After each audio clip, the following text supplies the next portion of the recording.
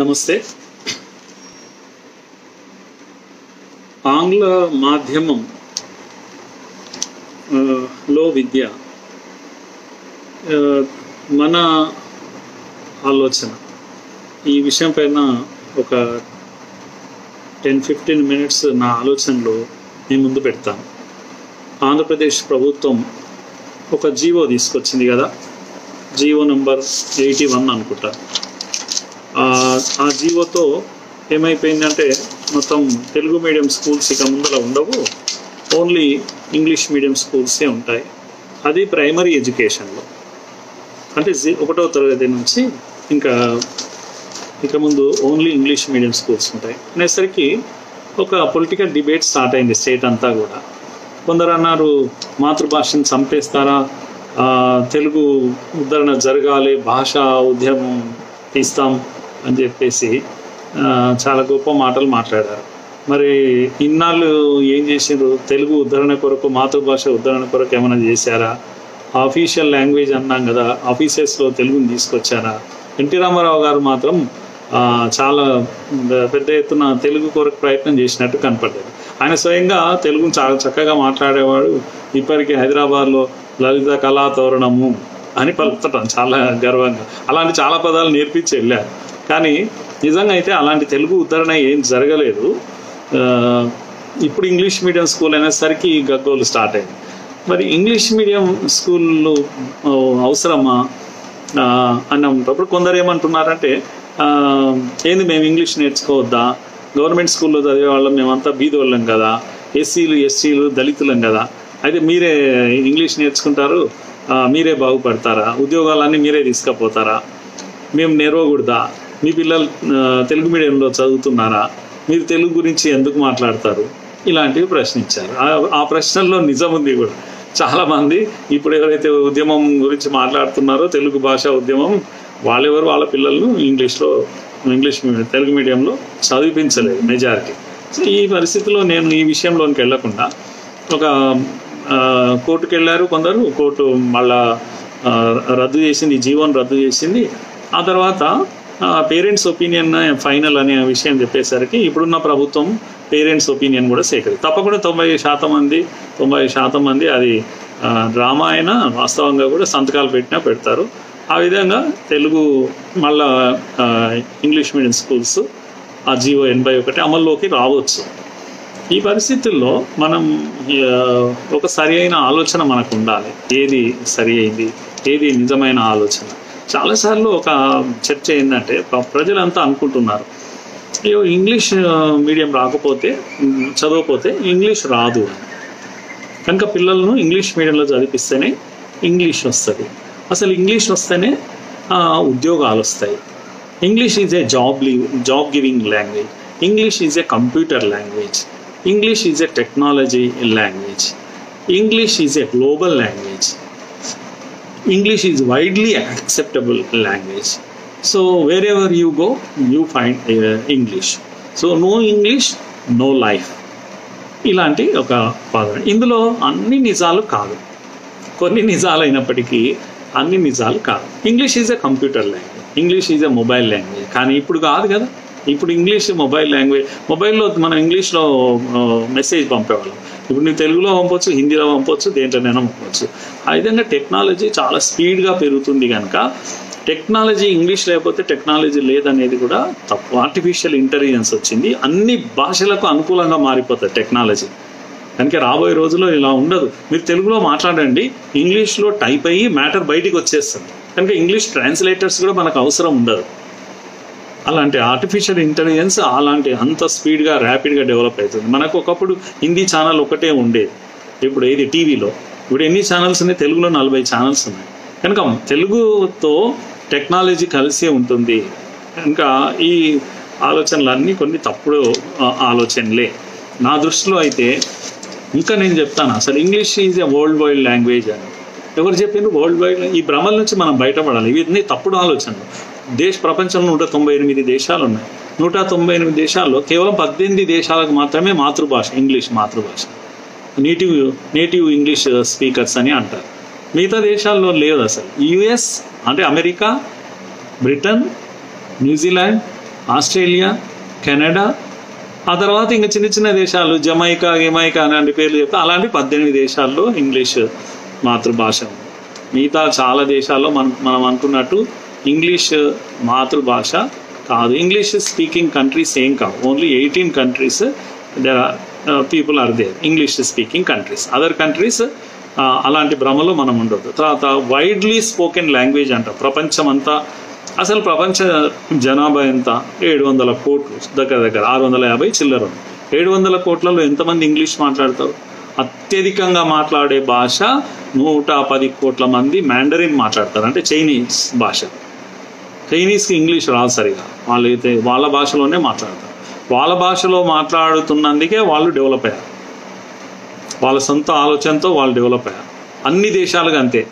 ఎవరైతే వాళ్ళ మాతృభాషలో వాళ్ళు మాట్లాడుకున్నారో చదువుకున్నారో వాళ్ళే సైన్స్ అండ్ టెక్నాలజీని డెవలప్ చేశారు, వాళ్ళే ఎకానమీలో ఆర్థికంగా కూడా అభివృద్ధి సాధించారు. కనుక ఈ భ్రమల నుంచి బయటపడాలి. ఇంగ్లీష్ వల్ల అందరూ బాగుపడ్డారు, ఇంగ్లీష్ వల్ల సైన్స్ అండ్ టెక్నాలజీ వచ్చింది, ఇంగ్లీష్ వల్ల ఎకానమీ పెరిగింది. ఇవన్నీ తప్పుడు ఆలోచన. ఇంగ్లీష్ వల్లనే ఎకానమీ పెరిగితే చైనా పెరగకుండే, అసలు జపాన్ పెరగకుండే. కనుక అన్ని అభివృద్ధి సాధించే దేశాలు వాళ్ళ మాతృభాషల్లోనే చదువుకున్నారు, యూనివర్సిటీ వరకు కూడా చదువుకున్నారు. అందుకే వాళ్ళు డెవలప్ అయ్యారు. 110 కోట్ల మంది మ్యాండరిన్ మాట్లాడతారు, 55 కోట్ల మంది హిందీ మాట్లాడతారు, ఇంగ్లీష్ కన్నా ఎక్కువ. స్పానిష్ భాష 52 కోట్ల మంది స్పానిష్ భాష మాట్లాడతారు, 42 కోట్ల మంది అరబిక్ మాట్లాడతారు, 37 కోట్ల మంది ఇంగ్లీష్ మాట్లాడతారు. 37 కోట్ల మందే. అట్లా కాకుండా 37 కోట్ల మంది వాళ్ళ మాతృభాష ఇంగ్లీష్, కానీ మనలాంటి వాళ్ళని కూడా ఇంగ్లీష్ మాట్లాడుతున్నాం కదా, ఇది సెకండ్ లాంగ్వేజ్ అంటాం ఇది. కనుక మాతృభాష కాకుండా కూడా నేటివ్ లాంగ్వేజ్ కాదు మనది, బట్ వీ స్పీక్ ఇంగ్లీష్. ఇలాంటి వాళ్ళు ప్రపంచం అంతా 60 కోట్లు ఉన్నారు, కానీ యాక్చువల్ మాతృభాషగా ఉండేవాళ్ళు 37 కోట్ల మందే. అది ఎక్కువ అమెరికాలో, ఇంగ్లాండ్. సో మాలే అనే భాష 28 కోట్ల మంది, రష్యా భాష 26 కోట్ల మంది మాట్లాడతారు, బెంగాలీ భాష 26 కోట్ల మంది. మన బెంగాలీ కూడా అంతమంది, అంటే పక్క బంగ్లాదేశ్ కూడా ఉంది కనుక బెంగాలీ మాట్లాడే వాళ్ళు ఇంతమంది ఉన్నారు. ప్రపంచంలో ఉన్న టాప్ 10 కంట్రీస్ పేర్లు చెప్పాను నేను. టాప్ 10 కంట్రీస్లో మీకు 7 ఉన్నాయి. మీరు ఇంగ్లీష్ లేని దేశాలు చూడండి. చైనా ఇంతకుముందు చెప్పిన, జపాన్ ఇంగ్లీష్ మాట్లాడతారు కానీ ఎంత డెవలప్ అయ్యారు. జర్మనీ ఇంగ్లీష్ మాట్లాడతారా, వాళ్ళు బాగా డెవలప్ అయ్యారు కదా. ఫ్రాన్స్ ఇంగ్లీష్ మాట్లాడరు కదా. బ్రెజిల్ ఇంగ్లీష్ మాట్లాడారు, ఇటలీ ఇంగ్లీష్ మాట్లాడారు, రష్యా ఇంగ్లీష్ మాట్లాడారు, కొరియా 2 కొరియాలు మాట్లాడారు, స్పెయిన్ ఇంగ్లీష్ మాట్లాడారు. బాగా హ్యాపీగా ఉన్న కంట్రీస్ ఆర్థికంగా Finland, Norway, Netherland, Switzerland, Czechoslovakia ఇవేమో కూడా ఇంగ్లీష్ మాట్లాడేవాళ్ళు కాదు. కనుక వాళ్ళు బాగా డెవలప్ అయ్యారు, అభివృద్ధి సాధించారు. ఇంగ్లీష్తో సంబంధం లేదు డెవలప్మెంట్, ఇంగ్లీష్తో సంబంధం లేదు టెక్నాలజీ, సైన్స్ అండ్ టెక్నాలజీ, ఏమీ సంబంధం లేనటువంటి విషయం ఇది. కనుక దీన్ని మనం ప్రాపర్గా అర్థం చేసుకోవాలి. అట్లాగే మరి ఇంగ్లీష్ అవసరం లేదని నేను అంటలేదు. ఇంగ్లీష్ను కొట్టిపారేయండి, మీరు తెలుగులోనే చదువుకోండి అని. నేను తెలుగు మీడియంలో చదువుకున్నాను నా స్కూల్లో, కానీ మా అబ్బాయి ఇంగ్లీష్ మీడియంలో చదువుకున్నాను. ఎందుకంటే మా మిస్సెస్ డాక్టర్, నేను లెక్చరర్ను, రిటైర్ అయ్యాను, ఇంగ్లీష్ లెక్చరర్ నేను. అయితే మహానికి ఇక్కడ ఇంట్లో ఇంగ్లీష్ మాట్లాడే ఒక ఇది ఉంది కనుక ఎక్కువ ఇంగ్లీష్ పదాలు వింటుంటాడు కనుక వీళ్ళు ఆ తెలుగు మీడియం వెళ్ళి కూర్చున్నా ఒకటే, ఇంగ్లీష్ మీడియంలో కష్టం ఏమీ ఉండదు వీళ్ళకు. అంటే ఇంగ్లీష్ అండర్స్టాండింగ్ ఇంగ్లీష్ వీళ్ళకి ప్రాబ్లం ఉండదు. మరి ప్రాబ్లం ఎవరు ఉంటుంది అంటే నిరుపేద పిల్లలు, ఎస్సీ ఎస్టీ దళిత వర్గాల నుంచి వచ్చిన పిల్లలు, వాళ్ళు తప్పకుండా వాళ్ళకు సమస్య ఉంటుంది. కనుక ఆ సమస్యని మనం అర్థం చేసుకొని తెలుగుకి ఇంగ్లీష్కు పోటీ గురించి నేను మాట్లాడడం లేదు. దేనికి ఏది పోటీ కాదు, భాషనే. అన్ని భాషలకు వాటి వాల్యూ వాటికి ఉంది. అనవసరంగా ఆ భ్రమలో ఉండొద్దని మాత్రం చెప్తున్నా. ఏ భ్రమలో అంటే ఏదో ఉద్యోగాలు వస్తే కంప్యూటర్ వస్తుంది, అది వస్తుంది, అభివృద్ధి అంటే ఇంగ్లీషే, లేకపోతే ఇంగ్లీష్ లేకపోతే ప్రపంచం లేదు అనేటువంటి భ్రమలో మనం ఉండొద్దు. కానీ ఇంగ్లీష్ నేర్చుకుంటే ఇబ్బంది లేదు. ఇప్పుడు ఐఐటి, ఎన్ఐటి, ఐఐఎం, ఇంకేదో మెడిసిన్ లాంటి సీట్ల కొరకు పిల్లలు పోతారు. మీరు కోచింగ్ ఇప్పిస్తారు కదా మీ పిల్లల్ని, నారాయణ, చైతన్య, రకరకాల కోచింగ్ తీసుకుంటారు కదా. ఆడ ఇంగ్లీష్ చెప్తున్నారా, మనకు ఇంగ్లీష్ నేర్పించడం లేదే. కనుక ఎంట్రన్స్లో అసలు ఇంగ్లీష్ అడుగుతున్నారా, ఇంగ్లీష్ ప్రశ్నలు ఇస్తున్నారా మీకు? ఇంగ్లీష్కు మార్కులే లేవు కదా ఎన్ఐటి, ఐఐటీలలో. మరి ఏం నేర్చుకుంటున్నారు? కోచింగ్ ఎందుకు పంపిస్తున్నాం మనం? కోచింగ్ దేనికి పంపిస్తున్నాం అంటే ఫిజిక్స్కి పంపిస్తున్నాం, కెమిస్ట్రీకి పంపిస్తున్నాం. లేదా బయాలజీకి పంపిస్తున్నాం. ఇది బాగా చదివితే ఇది బాగా అర్థమైతేనే, నెత్తి నిండా మనకు సబ్జెక్టు కూర్చుంటేనే, లాజిక్గా అర్థమైతేనే నువ్వు ఆ ప్రశ్నలకు జవాబు రాస్తావు, ఐటీ సీట్ వస్తుంది. కనుక నువ్వు కోచింగ్కి రాగానే ఇంగ్లీష్ గురించి అడగం కదా మనం మన పిల్లలను. అరే ఫిజిక్స్ బాగా చదువురా, కెమిస్ట్రీ బాగా చదువురా, ఇది చదువుతాం కదా, ఇది చదివితేనే కదా నీకు ఐఐటి సీట్ వచ్చేది, ఇది చదివితే రాదు కదా. మరి ఎందుకు స్కూల్లో, ప్రైమరీ స్కూల్లో పట్టుకొని అయ్యో పిల్లలు ఇంగ్లీష్ రావాలి, ఇంగ్లీష్ మీడియంలో చదివితేనే ఇంగ్లీష్ వస్తుంది. సో ఇటువంటివన్నీ మనం కొంచెం బయటపడి ఇప్పుడు మనం ఏం ఆలోచన చేద్దామంటే, నేను మీ దృష్టికి తెచ్చేది ఏంటంటే, రాజశేఖర్ రెడ్డి 6వ తరగతి నుంచి ఇంగ్లీష్ మీడియం చేశారు. అది కూడా ఇక్కడ తెలుగు మీడియం ఉంటుంది, పక్కలే ఇంగ్లీష్ మీడియం ఉంటుంది. ఇంగ్లీష్ మీడియంలో ఏమైనా కష్టం అనిపిస్తే ఆ పిల్లగానికి వెంటనే వాడు వచ్చి మళ్ళీ తెలుగు మీడియంలో కూర్చున్నాక ఒక ఆప్షన్ ఇచ్చిండు ఆయన. ఇచ్చినందుకు ఎట్లనో అలాగ చదువుకున్నారు. సక్సెస్ స్కూల్స్ అన్నీ కూడా సక్సెస్ కాలేదు, అన్ని కొన్ని మూతపడ్డాయి. అయినా సరే కొంతవరకు ఏంటంటే నిర్భయంగా ఉన్నారు పిల్లలు. ఇంగ్లీష్ మీడియంలో జాయిన్ అయినరు, కష్టపడ్డాడు, నిలబడ్డాడు, లేదంటే పక్కల తెలుగు మీడియంకి వచ్చింది. ఇది ఒక ఆప్షన్ పెట్టాడు. పైనుంచి ఆయన హయ్యర్ ఎడ్యుకేషన్లో చేశాడు, హై స్కూల్లో చేశాడు.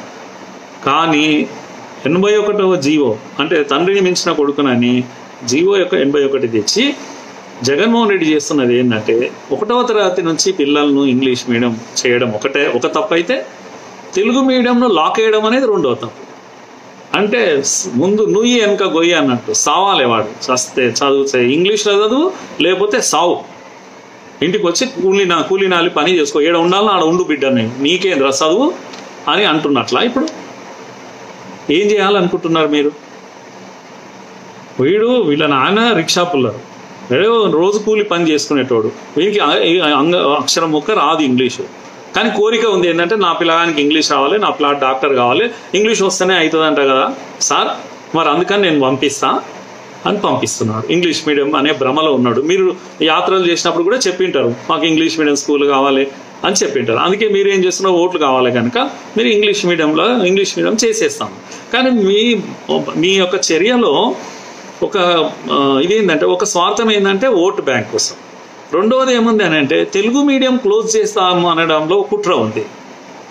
అంటే పేద పిల్లలను, ఎస్సీ ఎస్టీ దళిత పిల్లలు అందరినీ కూడా చదువులకు దూరం చేసే కుట్ర ఇది. చదివితే ఇంగ్లీష్ మీడియం చదవండి, లేకపోతే ఇంటికి పోయి కూర్చోండి అని మీరు చెప్తున్నారు.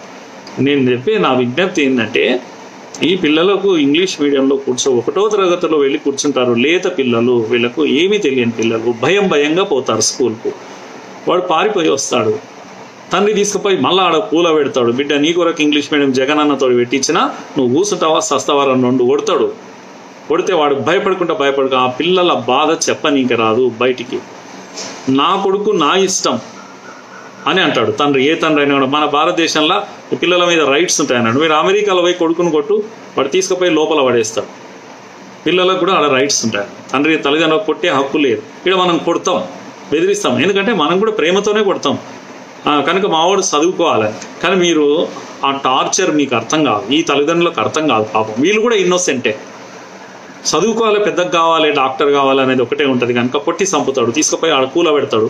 వాడు ఆడ బిక్కుమని కూర్చుంటాడు. వాడు నేర్చుకుంటాడా, నేర్చుకోడా. మొదలు స్కూల్ హ్యాపీ లెర్నింగ్ అనే పదం ఈ మధ్యలో మీరు ప్రపంచవ్యాప్తంగా శాస్త్రవేత్తలు అంతా కూడా నిర్ణయం చేసింది ఏంటంటే, ప్రైమరీ ఎడ్యుకేషన్లో మాతృభాషలో కంఫర్టబుల్ లెర్నింగ్, హ్యాపీ లెర్నింగ్ అనేటివి పదాలన్నీ వచ్చినాయి. పిల్లోడు జాయ్ఫుల్ లెర్నింగ్ అంటాం, అంటే ఆనందంగా స్కూల్కి వెళ్ళాలి. ఆట పాట, స్కూల్ ముఖ్యం కాదు, ఆడ నేర్చుకోవడం ముఖ్యం కాదు. కనుక అక్కడికి వెళ్ళగానే వాడు ట్వింకిల్ ట్వింకిల్ లిటిల్ స్టార్ అని పద్యాలు స్టార్ట్ చేశాడు. Falling down London bridge is falling. అరే బ్రిడ్జులు కూలగొట్టుడు ఎందుకు? ఈ కల్చర్ మన దగ్గర లేదు. కల్చర్ కూడా షూట్ కాదు మన భాషకు, మన మాతృభాషకు, మన తెలుగుకు. ఈ ఫాలింగ్ డౌన్ బ్రిడ్జ్ ఎందుకు కూలిపోవాలి అని అనుకుంటాడు వాడు. ఒకవేళ అర్థం చెప్తే కూడా ఫస్ట్ అర్థం కాదు పిల్లగానికి. తర్వాత ఆ కల్చర్ మనకు షూట్ కాదు, ఎందుకు కూలిపోవాలనుకుంటాం మనం. కానీ మన పద్యాలు ఏమని చెప్తాయి? తల్లిదండ్రుల యందు దయలేని పుత్రుండు, పుట్టనేమి వాడు గిట్టనేమి. మరి అవును కదా, తల్లిదండ్రుల మీద నువ్వు ప్రత్యేకంగా రెస్పెక్ట్ అనేది నువ్వు క్యారెక్టర్ లేకుండా అవుతున్నారు పిల్లలు. చదువుకొని పెద్ద అయిన తర్వాత వాల్యూస్ లేవు, తల్లిదండ్రులను గౌరవించాలని ఏడుస్తున్నాం మనం. పెద్ద అయినాక తల్లిదండ్రులను కొట్టి చంపుతున్నాడు వాడు. మళ్ళీ పైనుంచి మనమే ఏడుస్తాము. భార్యనైతే గ్యారంటీగా కొడతాడు, మందు తాగేస్తాడు, కొడతాడు. ఇవన్నీ కూడా నేర్చుకుంటున్నాం. ఏడమైంది సంస్కారాలు లేవు. మాతృభాషలో సంస్కారం వస్తుంది. కంఫర్టబుల్గా చదువుకుంటాడు. ప్రైమరీ ఎడ్యుకేషన్ మీకు ఇంగ్లీషే కావాలనుకుంటే హైయర్ ఎడ్యుకేషన్లో వాళ్ళకి ఆప్షన్ ఇవ్వండి, వదిలేయండి, వాళ్ళ ఇష్టం ఉన్నది చదువుకోనియండి. ఇంగ్లీష్ కాదు ఫ్రెంచ్ భాషను కూడా నేర్చుకోమని. కానీ మీరు చేస్తున్న పని ఏంటి అంటే తెలియకుండానే హింసకు గురి చేస్తున్నారు. ఇది బాలల హింస, బాలల హక్కులను హరించడమే. నేను ఉదాహరణకు నాకు వ్యవసాయం చేసే తండ్రిని, నాకు చదువు రాదు. నేను గడెం కొట్టేటప్పుడు అదేంటి ఎద్దులు 2 తీసేసి నా పిల్లల్ని ఇద్దరిని కట్టి కొట్టినా అనుకో, కొడితే మీరు అందరూ ఏమంటారు, అరే దయలేదారా మీ పిల్లల్ని ఇట్లా నారా హింస పెట్టేది, చిత్రహింస పెట్టేది అంటే నాకు ఎద్దులు లేవు కొడతా, నా పిల్లలు నా ఇష్టం అంటానా? అట్లా అంటే మీరు అలో చేస్తారా? బాల కార్మికుల వ్యవస్థ ఉంది, ఈడ కూడా చట్టం ఉంది కదా. కోర్టు ఏం చేస్తుంది? వచ్చి నన్ను లోపలేస్తుంది. మరి కోర్టు ఇప్పుడు తల్లిదండ్రుల ఒపీనియన్కు అవకాశం ఎందుకు ఇచ్చింది? తల్లిదండ్రులే ఫైనల్ అంటుంది. తల్లిదండ్రులకేమో తెలియదు. ఇప్పుడు తల్లిదండ్రులు కొడుతున్నారు పిల్లలను. వేరే పని కూడా కొడతాం కదా, హింస అనేది చేస్తుంటాం కదా. ఇక్కడ మన చట్టం అరెస్ట్ చేయదు తల్లిదండ్రులు. నా పిల్లలు నా ఇష్టం అంటారు. అందుకే వీడి చదువు కూడా ఇప్పుడు ఏంటంటే నా కొడుకు నా ఇష్టం అని చెప్పి, నా బిడ్డ నా ఇష్టం అని ఇంగ్లీష్ మీడియంలో పెట్టినా నేను. ఇది హింస. నాకు తెలియదు, దాన్ని నేను హింసిస్తున్నా అనే విషయం కూడా నాకు తెలియదు. తర్వాత ఆడ ఉన్న టీచరు చక్కటి ఇంగ్లీష్ నేర్చుకున్న టీచర్, మీ దగ్గర గవర్నమెంట్ స్కూల్లో టీచర్లు అందరూ కూడా వాళ్ళు ఇంగ్లీష్ మీడియంలో చదువుకున్న వాళ్ళ ఫ్లో ఉందా, వాళ్ళకి ఇంగ్లీష్ ఫ్లో ఉందా? ఇప్పుడు ఆయన కొద్ది పిల్లవాడు పెద్దగా అవుతుంటే మ్యాథ్స్ నేర్పిస్తాడు, ఫిజిక్స్ నేర్పిస్తాడు. ఫిజిక్స్ని ఏమిట్లో చెప్పాలి? ఇంగ్లీష్లో చెప్పాలి. ఆయనకి ఇంగ్లీష్ రాదు, వచ్చి రాని ఇంగ్లీష్లో ఫిజిక్స్ చెప్పిండు. ఫిజిక్స్ అర్థమవుతుందా మా పిల్లగానికి? భయపడతాడు వాడు. కనుక ఫౌండేషన్ ఎడ్యుకేషన్ ఏదైతుందో, బేసిక్ ఎడ్యుకేషన్, పునాది బలంగా లేకపోతే, అందుకే చాలామంది పిల్లలు, మన పిల్లలు చూడండి, ముఖ్యంగా పేద తరగతి పిల్లలు 5వ తరగతి 6వ తరగతి దాటినాక పెద్ద తరగతులు వచ్చినప్పుడు వానికి ఏమీ అర్థం కాకుండా ఉంటుంది. మొద్దు సన్యాసి వీడని ఒక ముద్ర కూడా వేస్తాం వానికి. దయచేసి అట్లా చేయకండి. వాడు మొద్దు సన్యాసి కాదు, వాడు చిన్నప్పుడు వాడి బేసిక్స్ సరిగా లేవు. ఇవన్నీ బేసిక్స్ సరిగా వాడికి అర్థమయ్యే భాషలు చెప్పకుండా తెలియని భాష, కొత్త భాషలు చెప్పి వాడిని వేధించి పెద్ద తరగతులుగా తీసుకొస్తే వాడు పారిపోకపోతే ఏం చేస్తాడు? డ్రాప్ అవుట్ అని ముద్ర వేస్తాము, మొద్దు సన్యాసి అని ముద్ర వేస్తాము. ఇప్పుడు జరగబోయేది అదే. ప్రైమరీ స్కూల్ ఎడ్యుకేషన్లో పిల్లలను చిత్రహింసలు చేయబోతున్నాం.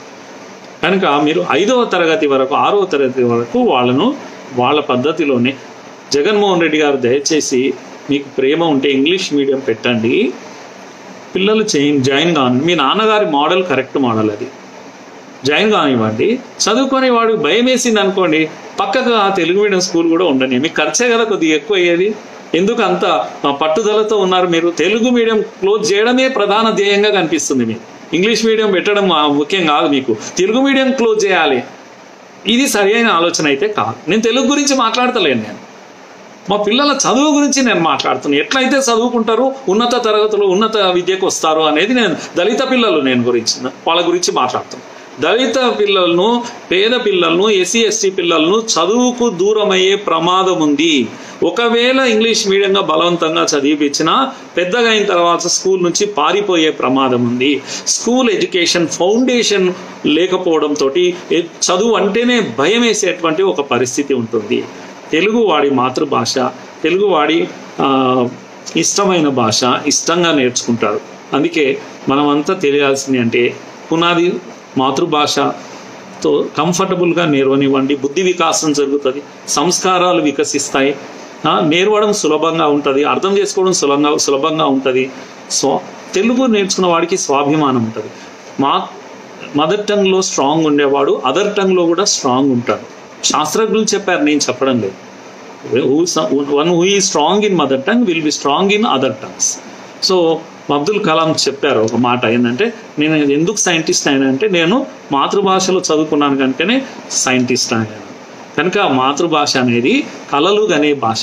ఫ్రెండ్స్ మీరు అర్థం చేసుకోండి, మన సాఫ్ట్వేర్ ఏదైతే ఉందో, బ్రెయిన్ అనేది సాఫ్ట్వేర్ అనేది స్ట్రాంగ్గా ఉండాలి. కనుక అది మాతృభాష అనేది సాఫ్ట్వేర్. లేకపోతే చిన్నప్పటి నుంచి పుట్టినప్పటి నుంచి మీరు కన్ఫ్యూజ్ చేస్తారు. ఇంట్లో వచ్చినప్పుడు తెలుగు మాట్లాడతాడు, స్కూల్కి వెళ్ళినప్పుడు ఇంగ్లీష్ మాట్లాడతాడు. సాఫ్ట్వేర్ అనేది కన్ఫ్యూజ్డ్ సాఫ్ట్వేర్ అయిపోతుంది. ఎందుకంటే మీరు ఇంగ్లీష్ వచ్చిన వాళ్ళు, మీరు ఎవరన్నా కళలు కన్నారు ఎప్పుడైనా ఇంగ్లీష్లో కళలు వచ్చినాయా? రావు. ఎందుకంటే నీ సాఫ్ట్వేర్ తెలుగులో ఉంది కనుక ఇంగ్లీష్లో బాగా వచ్చినా కూడా నీకు ఇంగ్లీష్లో కళలు రావు. దీన్ని అర్థం చేసుకోండి. అందుకే ప్రైమరీ ఎడ్యుకేషన్లో అదర్ టంగ్ ఉంటే మాత్రం చదువు భారం అయిపోతుంది. మదర్ టంగ్లోనే ఉండాలి. కనుక మనము ఇంగ్లీష్ విషయంలో ఇంగ్లీష్కు మనం దాసులం కాకూడదు, ఇంగ్లీష్కు మనం బాసులం కావాలంటే ఇంగ్లీష్ నేర్చుకుందాం మనం తప్పకుండా మన పిల్లలకు.